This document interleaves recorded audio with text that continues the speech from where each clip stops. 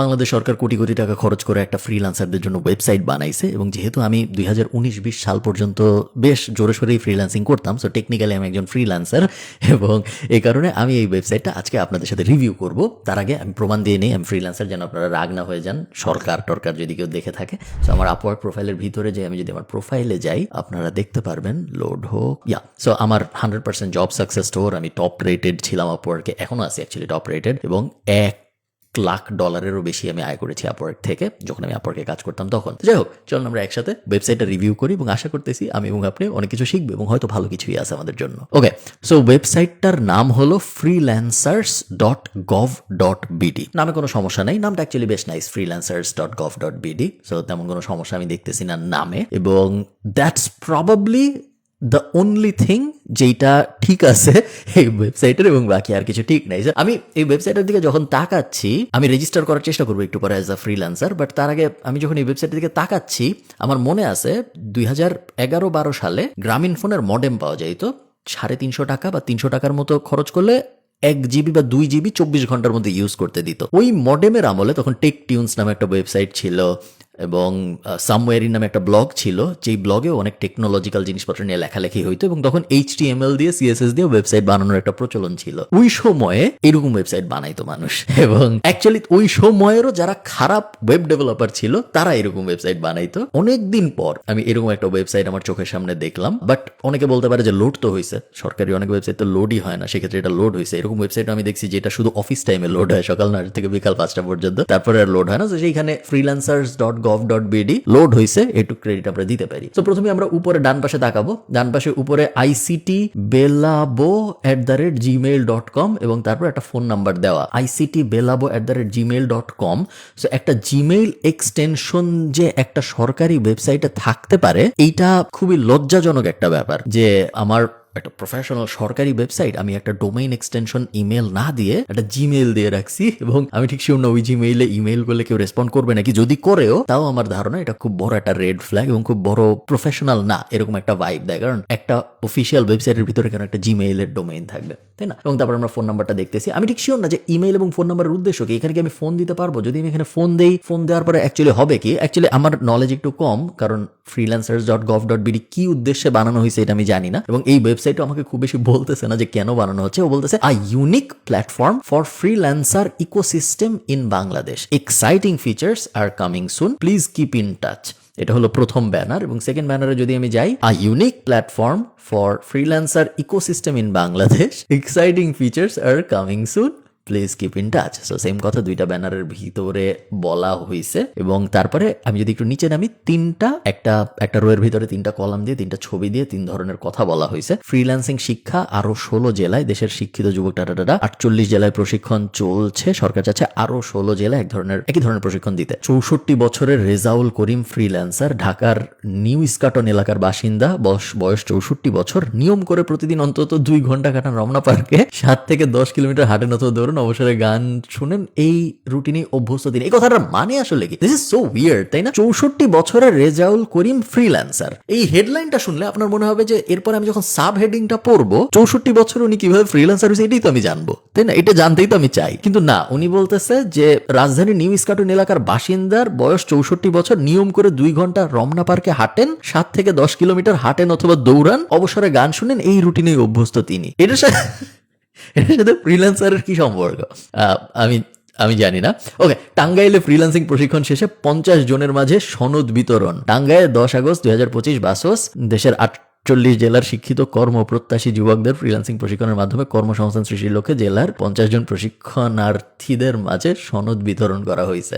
আর একটু নিচে, আচ্ছা, এগুলোর কোনো একটা আমরা ক্লিক করি, কোনটায় চাই আপনারা আমাকে বলেন, কোনটায় চান আমি ক্লিক করবো? আমার 64 বছরের রেজাউল করিম ফ্রিল্যান্সার, এটাই ক্লিক করতে আগ্রহ হচ্ছে। আমি এটা নতুন ট্যাবে খুলবো, কারণ আমি ঠিক শিওর না এখানে ক্লিক করার পরে এই পেজ আবার পরে যায় লোড হবে নাকি হবে না, সেটা একটা নতুন ট্যাবে খুলি আমরা। ওকে, প্রথম আলোর লিঙ্ক, প্রথম আলোর একটা নিউজের লিঙ্ক এখানে দেওয়া, সরকারি একটা ওয়েবসাইটে। একটা সরকারি ওয়েবসাইট যে এইভাবে র্যান্ডমলি একটা থার্ড পার্টি নিউজ মিডিয়াকে সোর্স করে নিজের ওয়েবসাইটের ভিতরে তার নিউজ বসায় দিতে পারে, আমি ধরে নিচ্ছি এগুলোও নিউজ, সেগুলো আমি একটু শেয়ার। ওকে, এটাও প্রথম আলোর নিউজ, ফ্রিল্যান্সিং শিক্ষা আরো 16 জেলা, আমি এটা আর ওপেন করতেছি না, আমি ধরে নিচ্ছি এটাও প্রথম আলোর নিউজ হবে। ওকে, নিচে অ্যাবাউট আস এবং কমিউনিটি, অ্যাবাউট আসে চাপ দিলাম আমি, আল্লাহ ভরসা। ওকে, অ্যাবাউট আসে চাপ দিলে কিছু হয় না, ওকে, ঠিক আছে, সমস্যা নেই। কমিউনিটিতে চাপ দিই, কমিউনিটিতে চাপ দিলেও কিছু হয় না। হেল্প অ্যান্ড সাপোর্টে যদি চাপ দিই তাও কিছু হয় না। ফিডব্যাকে চাপ দিলেও কিছু হয় না। টার্মস অফ সার্ভিসেসে চাপ দিলেও কিছু হয় না। Privacy policy, obviously Bangladesh privacy policy দিয়ে কি যায় আসে, কিছু হয় না। ফলো আস অন ফেসবুক, কিছু হয় না। ইউটিউব কিছু হয় না। টুইটার কিছু হয় না। লিঙ্কডইন কিছু হয় না। ওকে, ঠিক আছে। Copyright 2025 Bangladesh freelancers ecosystem. সাধারণত কপিরাইটে আমরা ওই কোম্পানি যারা এই জিনিসটা বানাইছে, সো ধরেন কথার কথা অ্যামাজনের নিচে যদি আপনি কপিরাইট পর্যন্ত যান, আপনি দেখবেন যে নিচে অ্যামাজন ইঙ্ক এরকম কথাবার্তা লেখা থাকে, কারণ অ্যামাজন এই ওয়েবসাইটের ভিতরে যত কন্টেন্ট আছে সেই সব কন্টেন্টের মালিক Amazon. So Bangladesh freelancers ecosystem তো আসলে কোনো কোম্পানি না, এটা তো একটা সরকারি প্রজেক্ট। বানাইছে হলো ফ্রিল্যান্সার, কারা বানাইছে আমি জানি না, সরকারের কোন আইসিটি ডিভিশন আমি ধরে নিচ্ছি বানাইছে। সো কপিরাইট অ্যাকচুয়ালি আইসিটি ডিভিশনের পাওয়া উচিত, যেটা এখানে মাঝখানে আছে ডিপার্টমেন্ট অফ আইসিটি, এবং এই পাশে আবার আইসিটি ডিভিশন। সো আমি আইসিটি ডিভিশনটা ক্লিক করে দেখি কি হয়। ওকে, আইসিটি ডিভিশনে ক্লিক করলে নতুন একটা পেজ ওপেন হচ্ছে। সো আইসিটি ডিভিশনের যে সাবডোমেইন আছে সরকারের, সেটা ওপেন হয়েছে। নিজেদের সাবডোমেইন ঠিকই ওপেন করা গেছে। আমার ধারণা ডিপার্টমেন্ট অফ আইসিটিতে ক্লিক করলেও একই জিনিস ওপেন হবে না। ডিপার্টমেন্ট অফ আইসিটিতে ক্লিক করলে আরেকটা জিনিস অধিদপ্তরের ওয়েবসাইট ওপেন হচ্ছে। সো দুইটা ইউআরএল কিন্তু আলাদা, doict.gov.bd একটা এবং ictd.gov.bd একটা নোটিস টোটিস আছে, আর একটা নিউজ সম্ভবত বেশি আসে। ওকে, এইটুক গেল।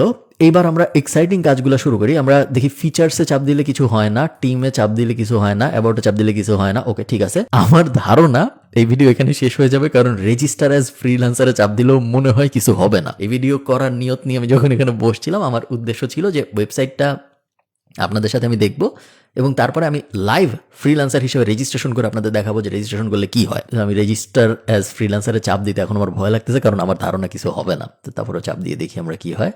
ওকে, না হয়েছে। You have to be a citizen of Bangladesh, CITYZEN. Your account will be verified by our investigation team before you continue.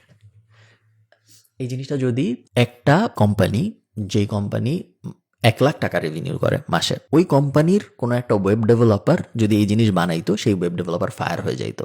বছরে 12 লাখ টাকা জেনারেট করতে, মাসে 1 লাখ টাকা রেভিনিউ করে, এরকম ছোট সাইজের কোম্পানিরও যদি এরকম একটা ওয়েবসাইট থাকতো, ওই ওয়েব ডেভেলপারকে আমি আমার অফিসের ত্রিসীমানায় ঢুকতে দিতাম না কখনো। সেইখানে এটা হলো বাংলাদেশ গভর্নমেন্টের ওয়েবসাইট, সরকারি সাবডোমেইন freelancers.com.bd, এবং সেইখানে 99% জিনিসই কাজ করে না ওয়েবসাইটের।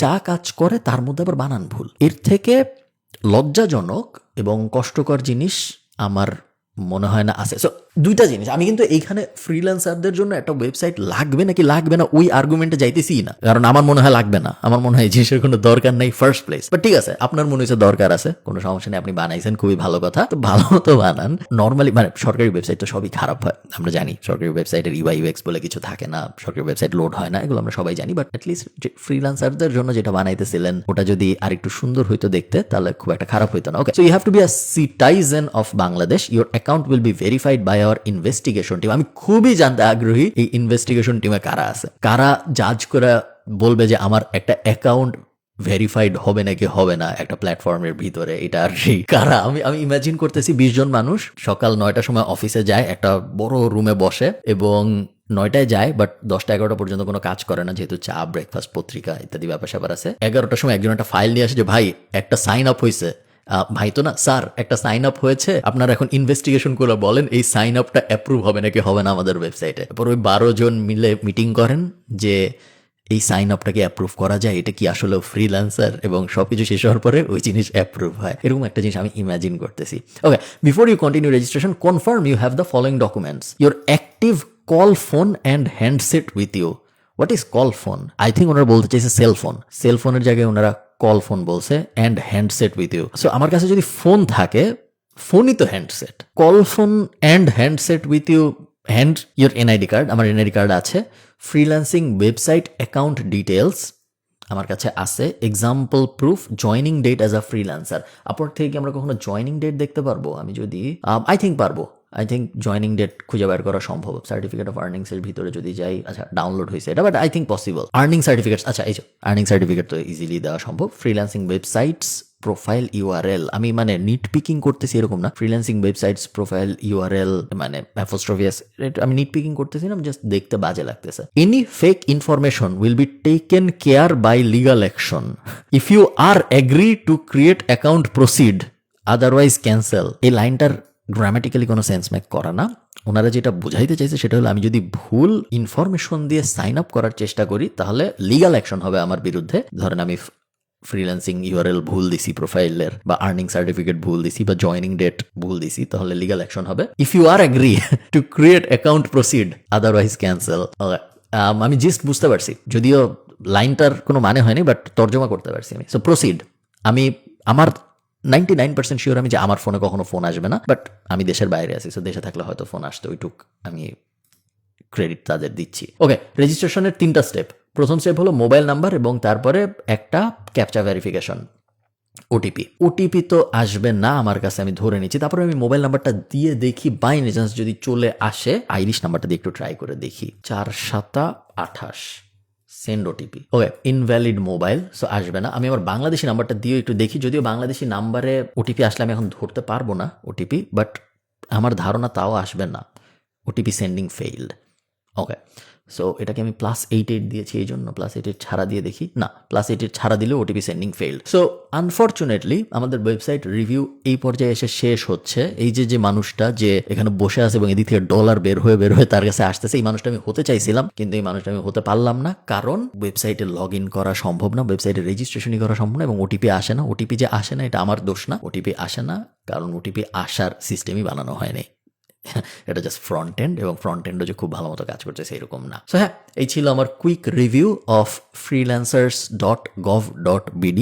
জিনিসটা আমি দুইভাবে দেখি। 1 নাম্বার, বাংলাদেশ সরকার ফ্রিল্যান্সারদের জন্য কিছু করতে চায়, নিয়তটাকে আমি পজিটিভলি দেখি, যে অ্যাটলিস্ট কিছু করতে চাইতেছে এবং অনেক দিন ধরেই করতে চাচ্ছে। কিন্তু এই করতে চাওয়ার জন্য যে অ্যাকশনগুলা নেওয়া হয়, সেই অ্যাকশনগুলা অ্যাকচুয়ালি ভালো তো কিছু করেই না, খারাপ করে। আমি এক্সাম্পল দেই, বাংলাদেশ সরকার 5-7 বছর আগে ফ্রিল্যান্সার্স আইডি কার্ড বলে একটা জিনিস বানাইছিল, এবং অনেকেই তখন সেই ফ্রিল্যান্সার্স আইডি কার্ড নিছিল। এবং পৃথিবীর বিভিন্ন দেশে তো ফ্রিল্যান্সার আছে, পৃথিবীর সব দেশে ফ্রিল্যান্সার আছে অলমোস্ট। কোনো দেশে ফ্রিল্যান্সারদের জন্য আইডি কার্ড নাই, বাংলাদেশে ছিল। এবং সেই আইডি কার্ড কেন বানাইতে হইতো, এটার লজিকটা কি ছিল? লজিকটা ছিল যে বিয়ে করার সময় সন্তান কি করে এটা বোঝার জন্য একটা আইডি কার্ড লাগবে। নর্মাল জবের ক্ষেত্রে এই আছে, ফ্রিল্যান্সারদের তো কোনো রেকগনিশন নেই, সে কোন প্ল্যাটফর্মে কোন সময় কোন ক্লায়েন্টের সাথে কাজ করতেছে কেউ জানে না। সো একটা আইডি কার্ড হলে ভালো হয়। এটা একটা ফ্লড লজিক। আইডি কার্ড আসলে কোনো দরকারই ছিল না ওই সময়, এবং তারপরে আইডি কার্ড বানানো হয় কোটি কোটি টাকা খরচ করে, অনেক মানুষকে আইডি কার্ড দেওয়া হয়, অনেক মানুষ আইডি কার্ড নেয়ও, এবং তারপরে আইডি কার্ড নেওয়ার পরে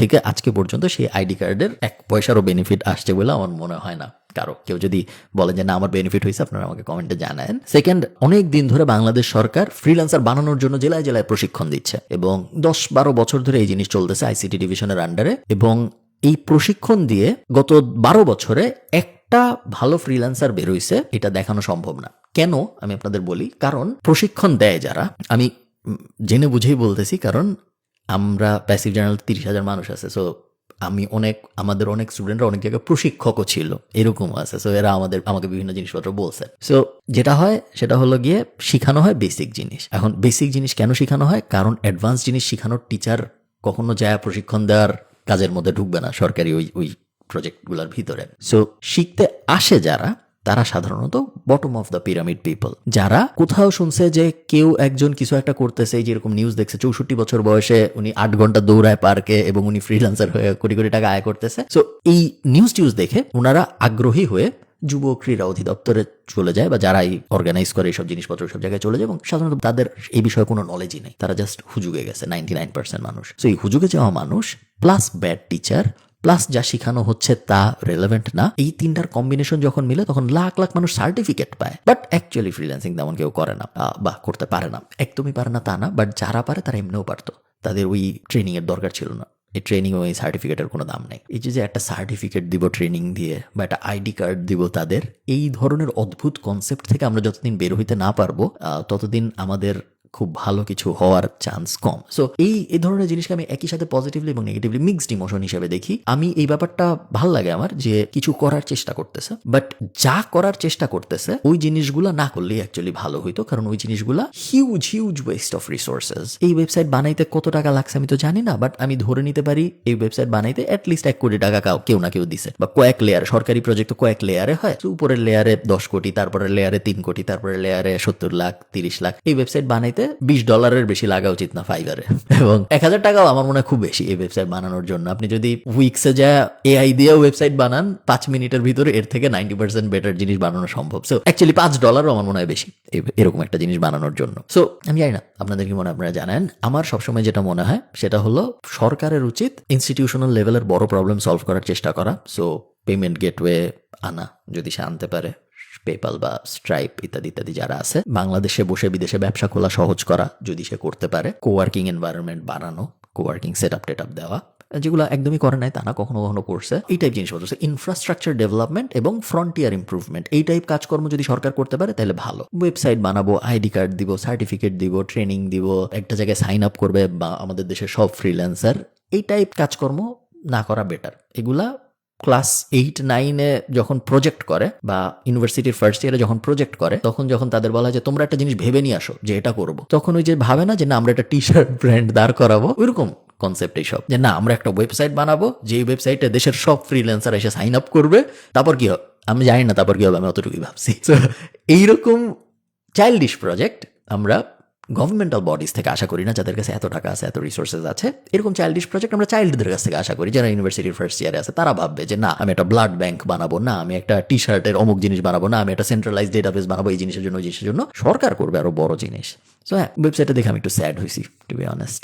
আপনারা আমাকে জানান আপনাদের কমেন্টে কি মনে হয়। Thank you.